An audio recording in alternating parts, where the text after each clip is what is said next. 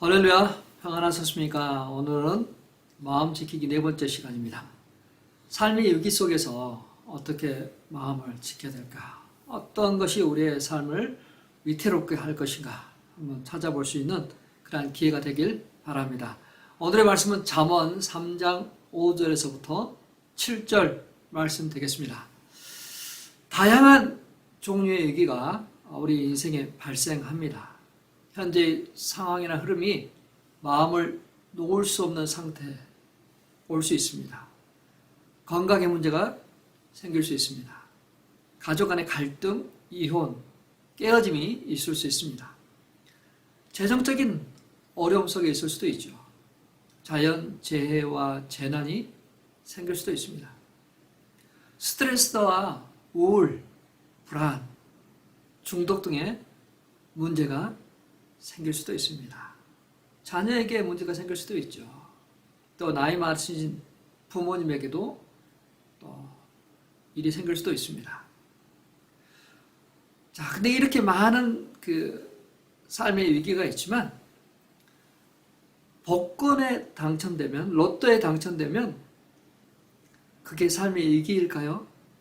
아니면 축복일까요? 물질적으로 풍요를 누릴 때 삶의 위기라고 말할 수 있을까요? 예, 맞습니다. 물질적으로 풍요를 누릴 때 위기입니다. 그래서 마음을 잘 지켜야만 합니다.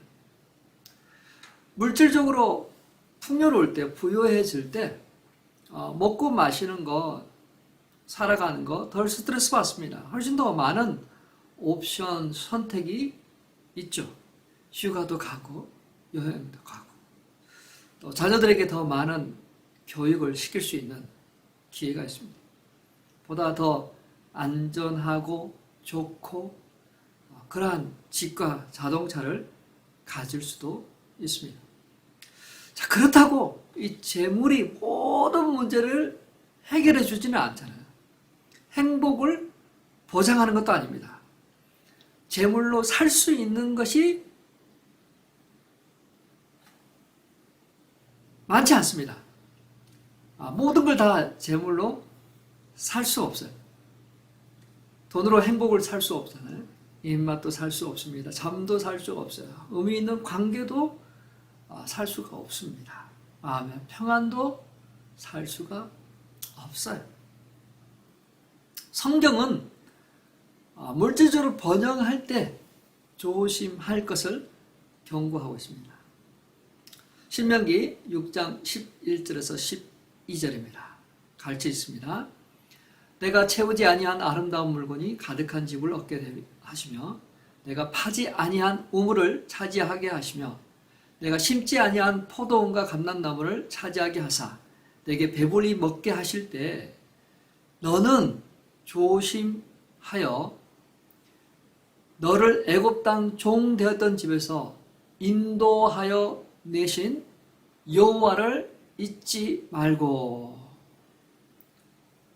자, 아름다운 물건이 가득한 집, 좋은 집이겠죠.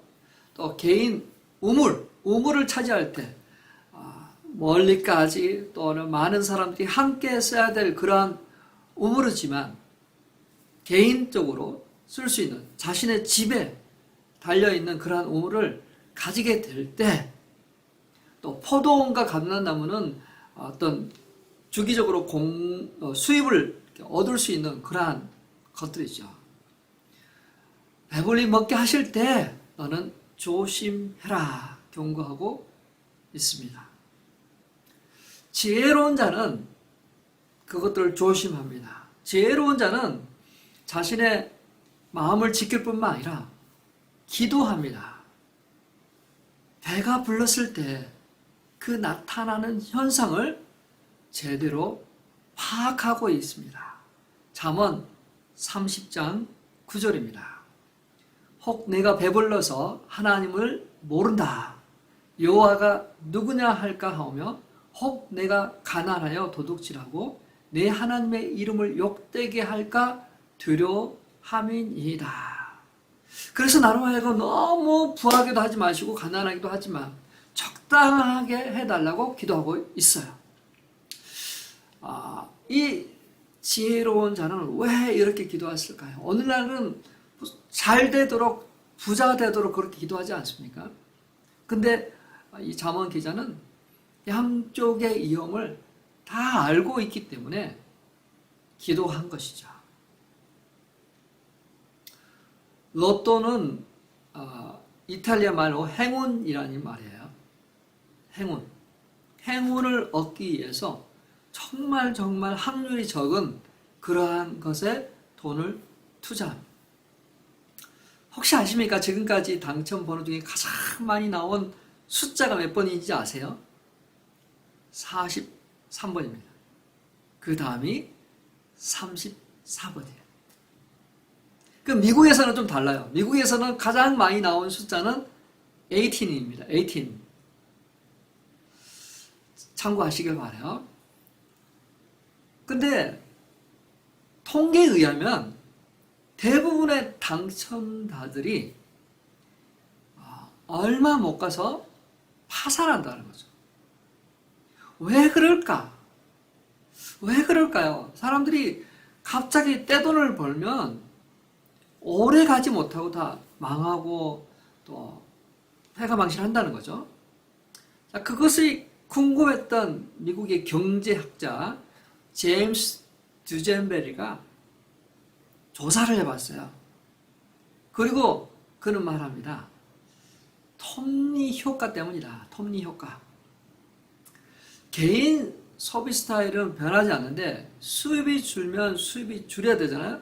근데 과거의 습관 때문에 이전의 그 소비 형태를 계속 지속하려고 하는 거죠. 그러니까 갑자기 떼돈이 생겼어요. 그래서 소비가 막 씀씀이가 막 합쳐졌어요. 막 어마어마한 것을 삽니다. 근데 투자 실패하고 관리를 잘 못해서 점점점 그것이 없어졌는데도 불구하고 거기에 맞는 생활 수준으로 떨어지지 않고 그 소비는 계속 전과 같이 썼기 때문에 파산할 수밖에 없다라고 그는 이야기하죠. 우리나라에서도 그런 케이스들이 많습니다. 우리나라에서 복권 당첨된 A씨라는 분은 역대 당첨 금액 넘버 2라고 그래요. 근데 그렇게 많은 돈을 받았지만 오전 안에 탕진합니다. 주식, 투자 실패가 원인이죠. 나중에는 사기꾼이 되어버렸어요.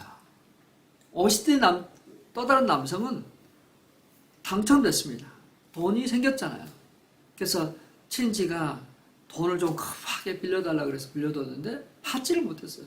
그거를 받아내려고 하면서 서로 싸우다가 죽었어요. 자, 그들의 인생은 왜 행복하지 못하고 불행하게 끝났을까요? 복권 당첨되고 또 갑자기 돈이 많아지게 됐을 때 그 소중한 관계가 깨어져요. 일상에 누렸던 소중한 것들은 더 이상 누리지 못합니다. 자신도 물론 엄청 변했죠. 친구들도 변하고 가족도 변하고 아내도 변하고 남편도 변하고 주변 사람들이 다 변해요. 다 돈만 보고 접근하는 것 같아요. 그래서 그 돈을 또 지키기 위해서 염려와 불안, 두려움들이 생기기 시작하죠. 그래서 혹시라도 복권이 당첨된다면 전문가들의 말을 들으시죠. 최소한 3개월 정도는 충분히 시간을 가지시고 자신이 가지고 있는 자산, 부채를 검토하시고 해결할 것도 해결하고 또 재정관리 전문가에게 그것을 맡겨야 되겠죠. 선한 일에 쓰여지도록 그것들이 지속되도록 그런 모든 것을 준비해야만 됩니다.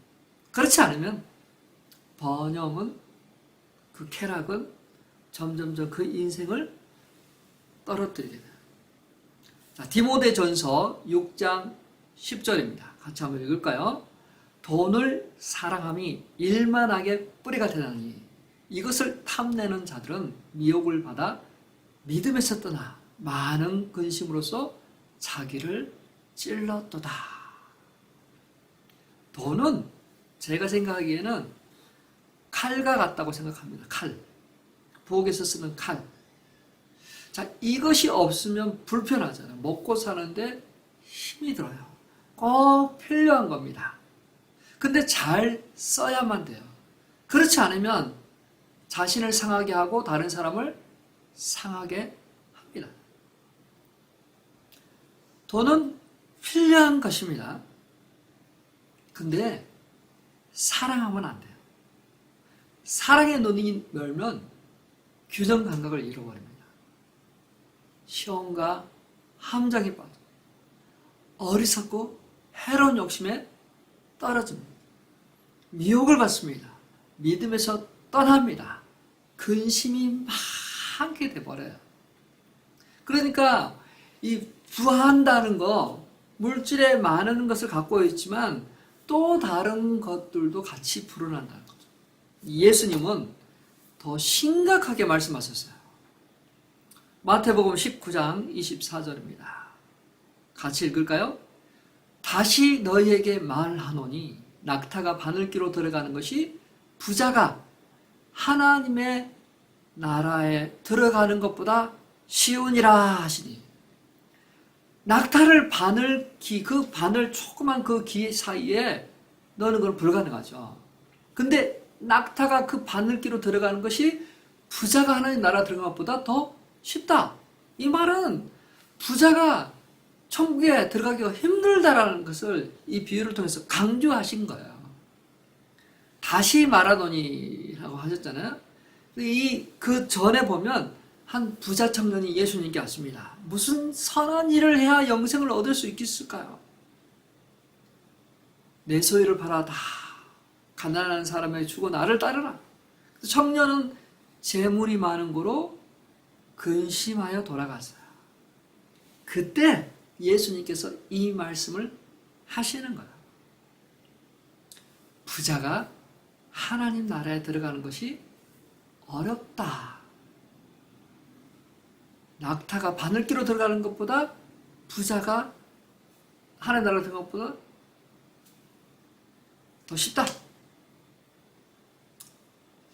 재물이 주는 위험성을 강조하고 있어요.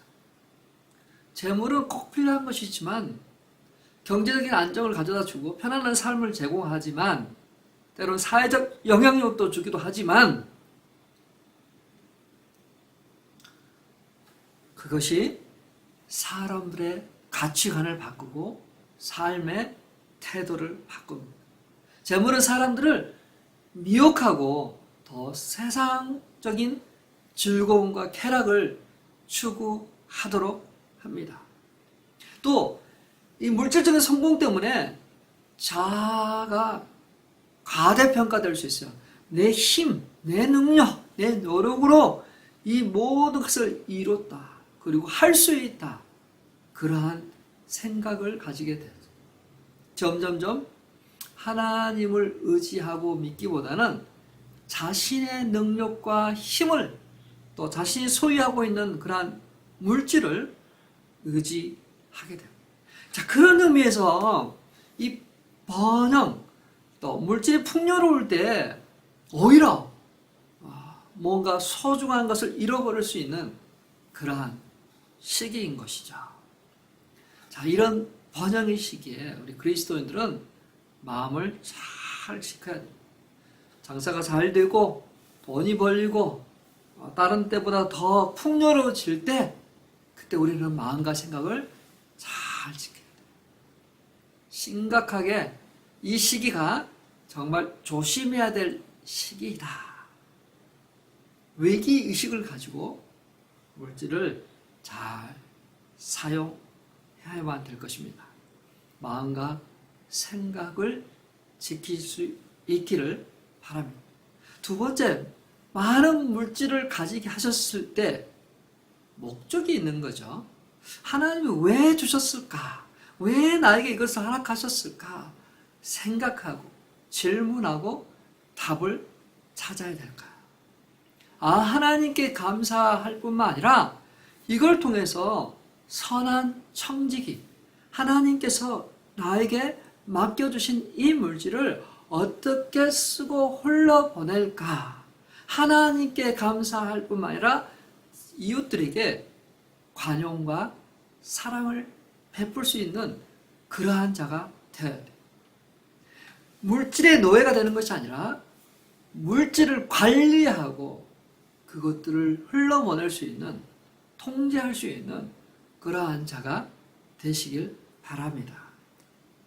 세 번째, 하나님께서 정하신 마지막 날을 생각해야 돼요. 알몸으로 왔은즉 알몸으로 돌아가는. 하나님은 우리가 얼마나 많이 가지고 오셨나 보지 않고 어떻게 사용했나를 보고 계세요.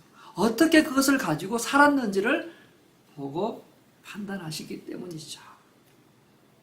자, 우리 삶의 일기가 참 많지만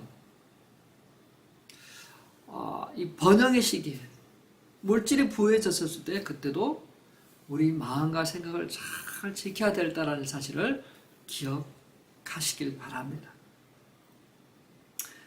고난이 닥쳤을 때, 고난에 처했을 때 우리 마음과 생각을 지켜야 됩니다. 좀 고난이라는 것은 정말 우리가 피해갈 수 없는 거죠. 고난에 처했을 때 사람마다 다르게 반응할 수 있습니다. 그러나 일반적으로 느끼는 그러한 증상들은 많은 스트레스, 긴장, 또 미래에 대한 불안감, 두려움들이 생길 수 있습니다. 슬픔, 절망, 또 분노, 좌절, 이러한 것들을 경험하시게 되죠. 어려운 고난에 처했기 때문에 자신의 어떤 한 그 일들을 어떤 성취감을 느낀다든지 만족감을 느낀다든지 그게 좀 덜할 것 같아요. 일상적인 그 생활들이 좀 허무할 수 있습니다. 더 나아가서는 믿음에 대한 그 의심, 하나님에 대한 의심, 의문, 그러한 것들이 생길 수 있어요. 왜 선한 사람이 고통을 당할까? 하나님이 살아계시다면 왜 막지 않았을까? 하나님이 나를 사랑하시다면 나의 것들을 보호하시고 기도 응답하셔야만 되지. 그것을 막으셔야만 되는데 하나님께서 치료하셔야 되는데 왜 안 하셨을까? 하나님에 대한 원망, 그것이 또 분노로 발전하고 믿음에서 떠날 수 있는 위험 상황이죠. 이 고난은 우리를 더 성숙하게도 하지만 때론 더 하나님으로부터 멀게도 합니다. 근데 이 과거에 이 믿음을 가지고 있어도 엄청난 것을 경험하고 있어도 마음과 생각을 지키지 못하면 어느새 그 고난 중에서 하나님을 원망하고 불평할 수가 있어요.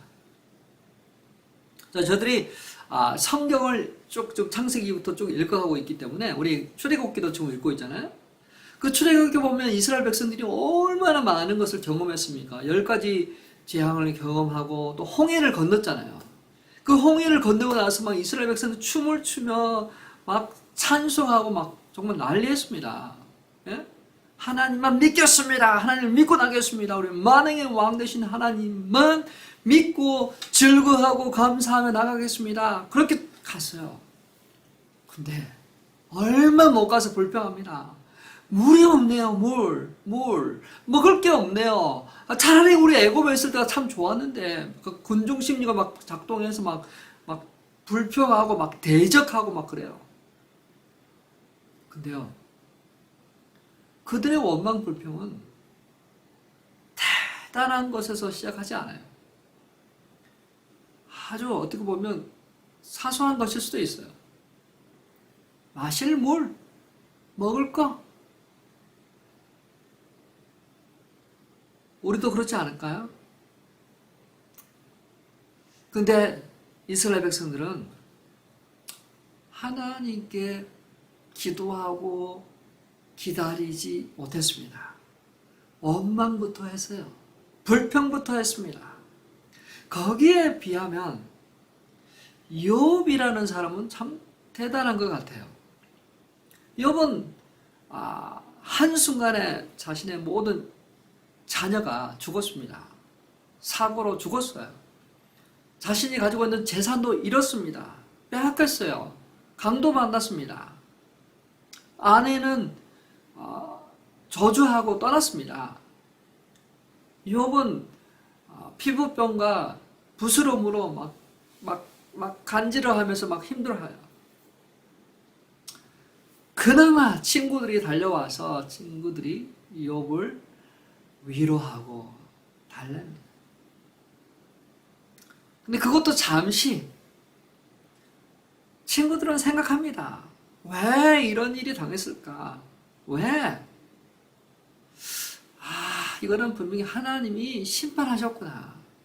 하나님이 심판하셨는데 고백하지 않는 은밀한 그 죄악 때문에 심판하셨다. 그래서 친구들은 이욥에게 잘 생각해봐라. 너가 좀 인정해라. 그리고 하나님께 나아가서 잘못을 구해라. 그렇게 막 합니다. 이욥은 그런 친구들을 향해서 막 변론을 합니다. 변론. 지지 않고 그 답변에 대한 변론을 하게. 욥은 친구들에게 지지 않고 변론했지만 하나님께는 다른 자세로 나가요. 하나님께는 변론하지 않습니다. 욥기서 1장 21절입니다. 같이 한번 읽어볼까요? 이르되 내가 못해서 알몸으로 나아싸운즉 또한 알몸이 그리로 돌아갈줄 주신 이도 여호와시요 거두신 이도 여호와시니 여호와의 이름이 찬송을 받으실지어다. 욥이 자식을 잃고 전 재산을 잃었는데도 지금 이 고백을 하고 있어요. 하나님이 어떤 분이신가? 하나님을 찬송받으실 분이시다. 이분도 자녀들이 다 죽고 재산 없지만 그럼에도 불구하고 왜? 우리는 알몸으로 나왔고 우리에게는 본래 아무것도 없다는 거죠. 근데 하나님께서 그걸 주셨다는 거야. 하나님께서. 욥은 끝까지 하나님을 원망하지 않습니다. 근데요, 한번 다시 그 이욥 기사의 맨 시작을 한번 생각해 보셔야 돼요. 왜 이욥이 고난을 당했을까?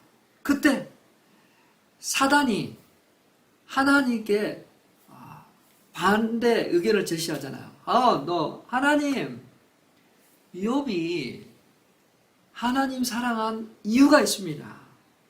그것이 무엇이냐면 축복을 받았기 때문에 그래요. 근데 그 축복을 다 제거하면 이욥은 하나님을 원망하고 하나님을 떠날 것입니다. 근데 어떻게 됐어요? 이욥은 사단이 생각하는 것처럼 행동하지 않았어요. 하나님이 정말 악에서 떠나고 정말 인정받는 그것처럼 이욥은 정말 하나님을 사랑했어요. 하나님을 원망하거나 불평하지 않았어요. 끝까지 마음과 생각을 지켰습니다. 저 우리 성도님도 마음과 생각을 지키시길 바랍니다. 시험이 오고 고난이 닥쳐도 하나님 원망하기보다 그 가운데서 하나님의 깊은 것들을 찾아내시길 바랍니다. 욥은 끝까지 자신의 마음과 생각을 지켰어요. 이것이 바로 우리 그리스도인이 취해야 될 태도입니다. 우리가 때론 고난을 당할 수 있어요. 근데 하나님의 사랑이, 하나님의 인애가 우리 가운데 있다는 사실을 기억하시길 바랍니다. 고난 중에도 하나님이 우리와 함께 하세요. 그걸 통해서 하나님이 이루시고자 할 그 일들이 있습니다. 고난은 변장된 축복입니다. 선물 포장지. 선물 포장지가 고난이라고 생각하면 그 안에 선물은 다른 거예요. 고난이 아니라 고난일 거라고 생각했지만 그 안에는 축복이 들어있는 거죠. 나를 향한 하나님의 마음은 재앙이 아닙니다. 사랑이에요. 축복입니다. 믿으십니까? 아, 하나님이 나를 향한 좋은 마음을 갖고 있구나. 축복하시고요. 아, 나에게 좋은 걸 주시려고 하는 거구나. 하나님이 나에게 좋은 걸 주시기 위해서 그 가정을 통과하게 하시는데 그게 바로 고난이었구나. 때론 기쁠 때가 있고 슬플 때가 있지만 그 인생의 그 고난이라는 걸 통해서 나를 연단하시고 나를 더 성장시키시고 나를 더 거룩하고 순결하게 하시고 더 하나님을 찾도록 그 고난 중에서야 하나님을 만나게 되는, 고난 중에서 하나님을 깊이 사모하게 되는, 사람들을 의지하고 물질을 의지하던 그 마음에서 하나님을 의지하는 그 마음, 신뢰하는 마음을 허락하시는 거죠. 사랑하는 성도 여러분, 고난, 번영, 이 시기에 우리의 마음과 생각을 지키시길 바랍니다. 모든 지킬 만한 것보다 더 마음을 지키길 바랍니다. 우리가 지키려고 하는 게 굉장히 많지 않습니까? 건강을 지키고 재산을 지키고 집을 지키고 여러 가지, 회사들은 회사의 어떤 보안, 그런 중요한 것들 지키기 위해서 막 하잖아요. 돈을 투자하고 막 그런 바이러스를 막 들어오지 않게끔 또 어떤 해킹하지 않도록 막 지키잖아요. 막.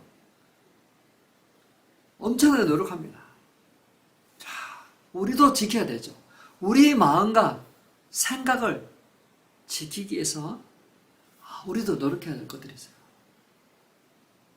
마음과 생각, 우리의 의지, 우리의 어떤 노력, 그것도 참 중요합니다. 그런데요, 우리의 마음과 생각을 내가 지키려고 하는 것보다 그런 노력이 필요하지만 하나님께서 내 안에 나를 지키시도록 하는, 그래서 우리가 하나님의 말씀이 내 안에 머물도록 해야 돼요. 우리가 성경을 왜 읽냐면, 매일매일 같이 성경 통독을 하고 읽어야 되냐면, 하나님의 말씀이 우리 안에 머물 때 그 말씀이 나의 마음과 생각을 지켜주기 때문에 그렇죠. 그것이 우리를 하여금 탐욕으로부터 지켜주기 때문에 그래요. 그것이 우리를 하여금 고난 중에서 원망하고 불평하지 않고 그 고난 중에서 깊은 의미를 찾아내도록 하기 때문에 성령 하나님이 우리 안에 거하게 하십시오. 성령을 멸시치 말라고 했습니다. 성령님을 우리 안에 없애지 않길 바랍니다. 그분이 활동하시는 그런 좋은 환경, 깨끗하고 청결한 마음, 또 그분의 임재를 사모하는 마음 가지시길 바랍니다. 사랑하는 성도들은 마음 지키기 있습니다. 모든 지킬 만한 것보다 내 마음을 지키라. 번영의 때 내 마음을 지키시길 바랍니다. 고난의 때 내 마음이 지켜지길 바랍니다. 상처와 아픔 속에 계시는 분 계십니까? 내 마음과 생각을 지키십시오. 죄를 다스리십시오. 상처와 아픔, 미움, 증오, 분노 다스리십시오. 내 안에 오직 하나님의 사랑과 하나님의 긍휼과 성령님의 충만하심, 역사하심, 운행하심이 내 안에 충만해서 내 마음과 생각이 지켜지고 주님의 은혜와 평강으로 가득 채워지는 그러한 저와 우리 성도님 되시길 주님의 이름으로 축원합니다. 믿음 생활이라는 것은 복잡한 것처럼 보이지만 마음을 지키는 것입니다. 마음을 지켜라. 우리 스스로 마음을 지키는 것이 아니라 하나님께서 우리의 마음을 주장하시도록, 하나님의 말씀과 성령님이 우리를 주장하시도록 그렇게 지켜 나가는 것이죠.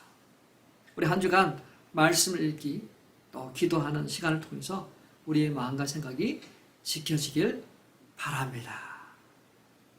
다음 주에 또 뵙도록 하겠습니다. 승리하십시오.